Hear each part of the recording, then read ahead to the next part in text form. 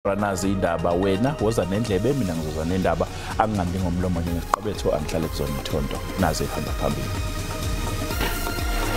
I'm calling MK members, ANC members to vote for me. MK. Umengameli we-ANC uCyril Ramaphosa uthi uZuma ukhululekile ukuzwakalisa umbono wakhe kwezombusazwe nokuvota ngondlela athanda ngayo njengazo zonke izakhamuzi zala eNingizimu Afrika. ICOSATU ithi-ke isinqumo sikaZuma sokungayikhankaseli i-ANC asithi shu. Gauteng has recorded 187 fatalities, which is a 23.8% increase compared to last year.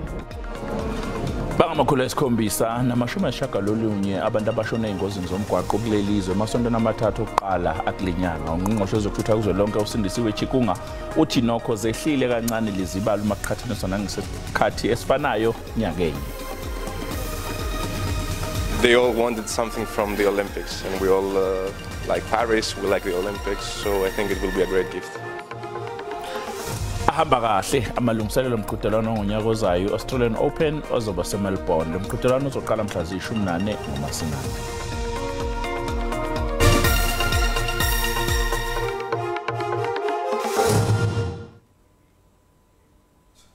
Iqembu elibusayo i-ANC lithi lizwile ngesinqumo sokulihlama okhethweni nokwesinqumo esenziwe ngobe ngumengameli waleli qembu eNingizimu Afrika uJacob Zuma oqoke ukweseka iqembu iMK. Umengameli we-ANC uCyril Ramaphosa uthi uZuma ukhululekile ukuzwakalisa umbono wakhe kwezombusazwe nokuvota ngendlela ayithandayo njengazo zonke izakhamuzi zala eNingizimu Afrika.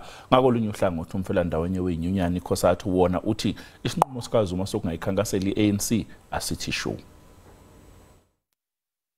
I'm calling MK members, ANC members to vote for me, MK, so that we have a majority to change this country. And that's true, the ANC. Lesinqumo sika Jacob Zuma wabe engumengameli we-ANC neNingizimu Afrika njengamanje ongusihlalo weSANCO kwaZulu Natal sesidale uqhekeko kumfelandawonye ongunqantathu naseqenjini elibusayo uqobo. ISANCO iqoke ukuzihlangula izindabeni eziphakathi kukaZuma ne-ANC. The ANC's national office itself, which is the only ANC structure which has a constitutional mandate to deal with Zuma, has not said anything of significance about this matter. So why must SANCO involve itself in such ANC matter? ICOSATU isixekile isenzo sikaZuma ngelithi udala ukuxokozela okungenasidingo ngesikhathi sokhetho. Kusenjalo unobhala jikelele we-ANC wakhipha isexwayiso emasontweni ambalwa edlule malungana nababenga abaholi beqembu asebephume inxiwa basungula wabo amaqembu ngenhloso yokukhahlameza iqembu elibusayo.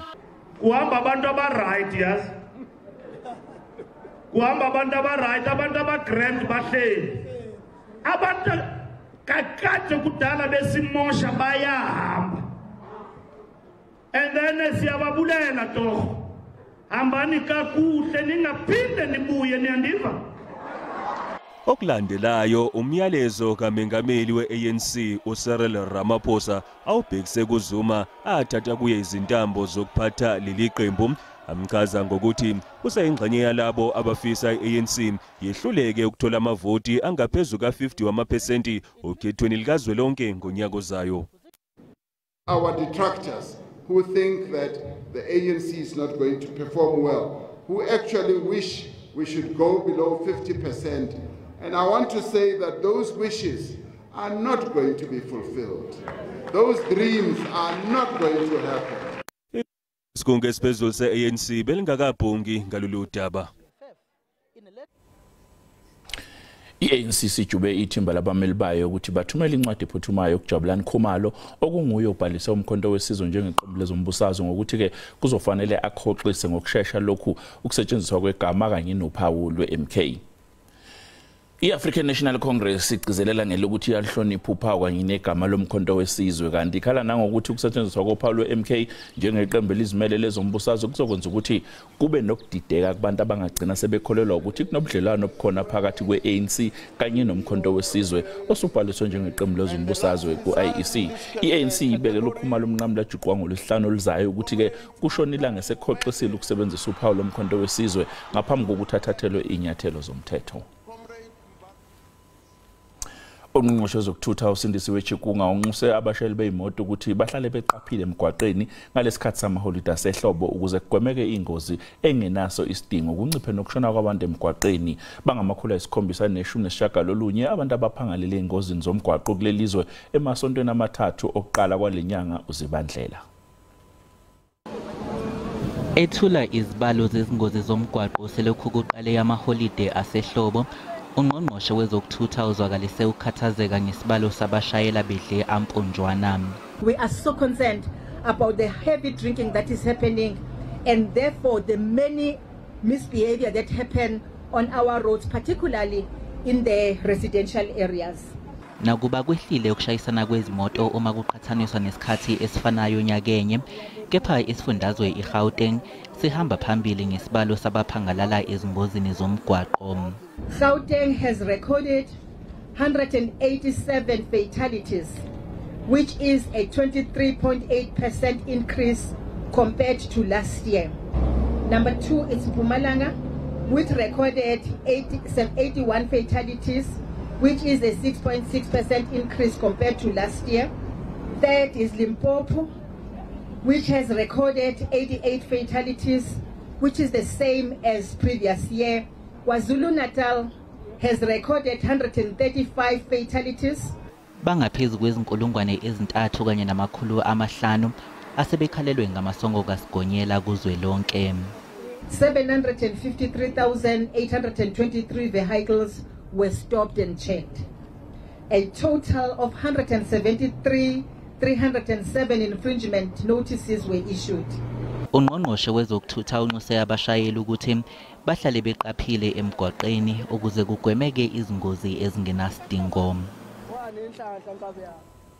Kanti-ke mbukeli nasemgwaqeni emkhulu ebheke emngceleni embili iBed Bridge naseCommercial wenyukile umthamo weimoto. Bezingaphezulu kwenkulungwane eyodwa ihora nehora izimoto bezidlula kuma-toll gate asemzileni u-N1 Limpopo kusukela ekuseni. Umthamo omningi weimoto ezisebenzisa lo mzila ubangelwa ukuthi iwona uxhumanisa kalula amazwe amaningi angomakhelwane. Ngeyithuba zasekuseni kuwona lo mgwaqo kube nengozi yetekisi ebelithwele abagibeli neliye laphaphalaza laphuma emgwaqeni maqede lavutha amalangabo. Abekho abalimalile kule ngozi. Kanti emngceleni iBed Bridge eMusina isiminyaminya seyimoto besilawuleka ngendlela efanele. Kafushane uthi sengathi amaphoyisa omgwaqo ngalekho ayibonakala kuze abashayeli bezoqaphela. Nakuthela wayeka u-N4 eMpumalanga senyukile isibalo seyimoto ezibhekise emngceleni iLibombo Gate. Amaphoyisa asiqaphe ngelokhuzi isimo kulomngcele njengoba eshaqe labo abathole bengenawo amaphepha aqondile. Kuphinde kwatholakala nezimoto ezishushumbiswa yisuka ngaseGauteng ngenhloso yokweqa umngcele. Selokhu kuqale isikhathi samaholidi bangaphezulu kuka-81 asebeshone ngenxa yezingozi esifundazweni eMpumalanga. Section umuntu oyedwa kwebiwe imoto zohlobo lwe-4x4 ezisithupha zeqisa umngcele kulinyanga emantekekenyeni eduze kwaseKosi Bay enyakatho yesifundazwe KwaZulu-Natal. Lokhu kushiwo inhlangano elwa nobugebengu kule ndawo iJozini Community Policing Forum. Indawo yasemkhanyakude ilokhu isematheni ngobugebengu benzeke emngceleni. Ukuthathelwa imoto ezinkulu, ukubulawa kwesisulu ngeziyenza lezi zigameko. Kontulikazi amaphoyisa akwazi ukubuyisela imoto ezingu-63 kubaninizo kwezingu-120 ebeyintshontsho eNingizimu Afrika zaweliswa umngcele waseMozambique. Kulezi gameko kuboshwa bangu-103. Uhlako lulwa nobugebengu endaweni yaseJozini luthi esigamekweni sakamuva kubulewe oyedwa wesisulu wathathelwa imoto, abanye abahlanu bathathelwa imoto zabo endaweni yasemkhanyakude. Ezinye zegameko umsakazi zenzeka ebusuku-ke amaphoyisa asuke engekho-ke emngceleni bese ziyenzeka-ke zisahamba msakazi imoto. Ngoba ngikhuluma nawe nje msakazi kunabantu abanye ababulewe. Kunomuntu obulewe kwathatha imoto. Iphathimandla emaphoyiseni esifundazweni zithi amaphoyisa lokhu esiqaphe ngawokhozi isimo kule ndawo. Sithumela amaphoyisa emkhanya kude hayi ngoba engekho amaphoyisa khona. Sithumela amanye amaphoyisa ukuze ayosizana nozakwethu lapha abasebenza khona. Ingakho sabona ubugebengu sekuthe ukwehla. Asekhona ke amaphoyisa awakapheli. Ngicabanga ukuthi umphakathi uyazi ukuthi ngesonto elidlule sithole amaphoyisa amaningi aphezulu kwenkulungwane afikela eprovince. Kwandiswa amathimba amaphoyisa engxenyeni eziningi zezwe kuhlanganisa nasemkhanya kude ukulwisana nobugebengu kuze kudlule isikhathi samaholidi. Eyindabeni ze-SABC nginguvusi Khumalo eThekwini. Sisasiqoqa itolo kanwa besibuya sizophathela udaba oluthe. Obulelwa ingumuntu olobuntu engayithandi intwembi engumuntu onethemba engumuntu osuka kwikhaya elenkonzo engumuntu onenkolo. Obulelwa mkutukana nobaziwa ngelikaZahara uchazwe njengomuntu obenothando nobehleze efuna ukulekelela abangani kanye noza kwabo. Lokhu uchazwe enkonzweni yesikhumbuzo ebibanjelwe eMonti esifundazweni Eastern Cape.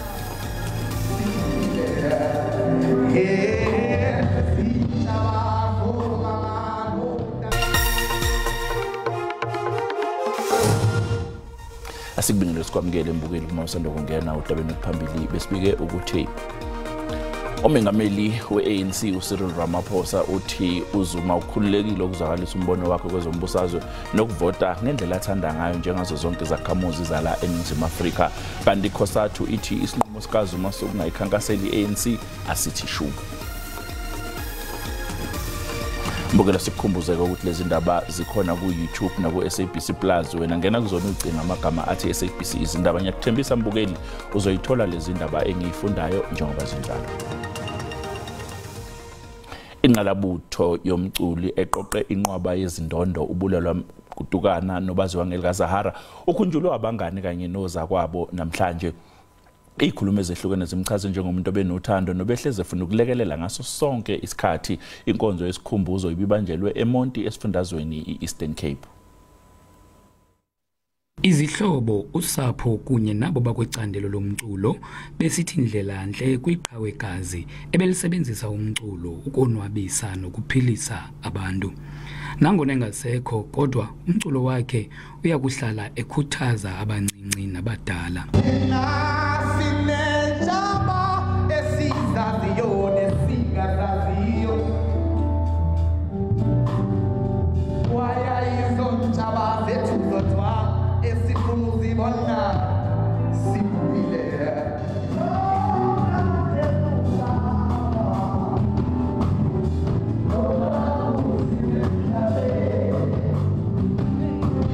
From a very young age, obulelwa ingumuntu olobuntu engayithandi intwembi engumuntu onethemba engumuntu osuka kwikhaya elenkonzo engumuntu onenkolo. She was a believer. Inxeba alikapholi kusapho.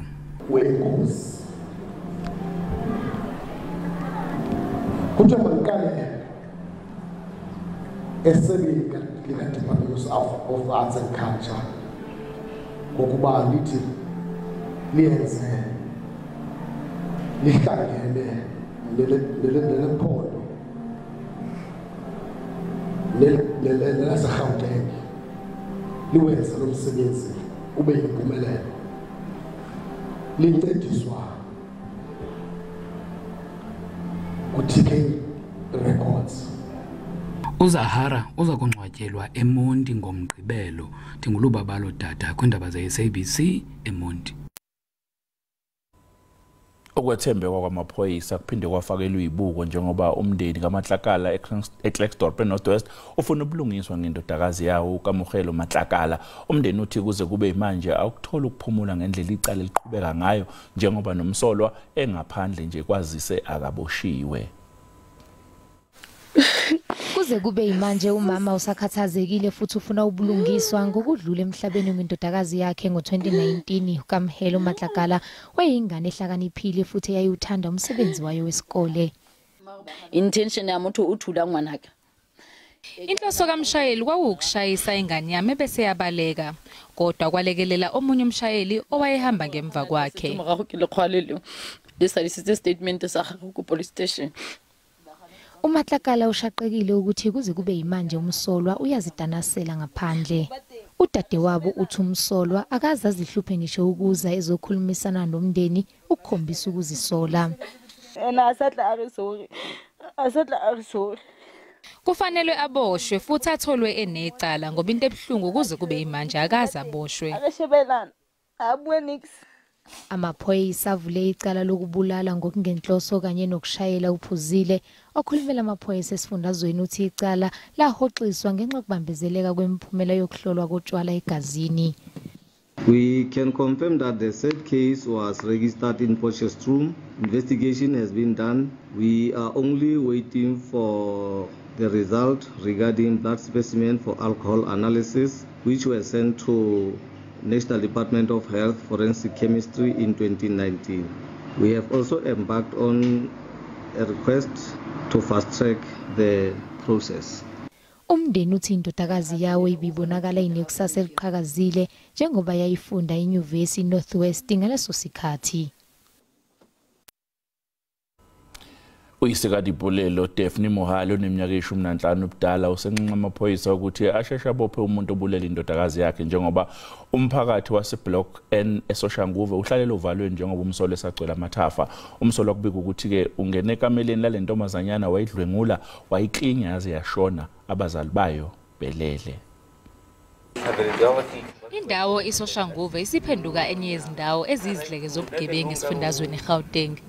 Ukudlwengula nokubulawa kwalentombazanyana eneminyaka 15 ubudala isekhaya layo abazali belele kushiye izakhamuzi zishaqekile. Asiphephile emgaqweni manje asizizwa siphephile nasemakhaya ethu. Ingabe kufanele sizifihle kuphi izingane zethu uma zingaphephile emakubo? Imndeni eminingi ayisazizwa iphephile kule ndawo. Ubugebengu budlange kakhulu. Amaphoyisa kumele enze umsebenzi wawo. Ubaba kaDaphne Mohale ufuna abakwasidlodlo bangaphumuli bengakamtholi umsolwa. Ngingajabula ke uma bomthetho bengenza ubulungiswa ngokusheshsha ukuze ke nezinye izakhamuzi zizizwe ziphephile kuona lo mphakathi. Udipulelo uzongcwatshwa ngeSonto eLimpopo. Ungqongqoshe wamaphoyisa ubheka icele unxuse izakhamuzi zaseKapa eWestern Cape ukuthi isebenzisane nawo amaphoyisa ukulwa nobugebengu. Ucele ubehlola isimo sokuphepha komphakathi njengoba kungamaholide asehlobo nje. Socele besenkundleni kaMantyi yaseTlon nalapho bekuvele emrhanelo awayanyeniswa nokugwinta kwalowo besakuba ngusekela sihlalo wenqwanqwa lamapolisa lasekuhlaleni laseGugulethu uLula Madinginto. uDinginto wadutyulwa izihlandlo eziliqela ekhayeni lakhe eGugulethu. Kutyholwa ngelithi ngabarhanelwa abangazwayo abaqhekeza emzini wakhe. Ucele uthi iziganeko zokugetywa kwamalungu we-CPF kwanabalwa ulwaphulomthetho ziyaxhalabisa. Sineqiniso ukuthi uyena ngoba mawubheka umlando wakhe iskelemunqa umgulukudu. eGugulethu umphathiswa ufakane imilomo nabahlali nabathe baphakamisa imimba yeliqela yolwaphulomthetho. Nanjengoko iNtshona Koloni ifumana amanani aphezulu abakhenkethi xa kuleli xesha enyakeni, ungenelelo nokubonakala kwamapolisa eluntwini kubonwa njengento elulutho. Urhulumente waseNtshona Koloni ukwaphinde wamemelela ukuba eli phondo malinikezwe amagunya olawulo lenkonzo yesipolisa. At this time we are satisfied, even though we know that in order for us to effectively combat crime, the evolution of policing powers must happen. But in the current constitutional framework, we have an oversight role over the South African Police Service. My view, the Premier's view is it must lead to better service delivery. Ukanti olunye utyelelo lukacele luza kubanjelwa kwiphondo laKwaZulu-Natal. Ndingandile Mbanja weendaba ze-SABC, eKapa.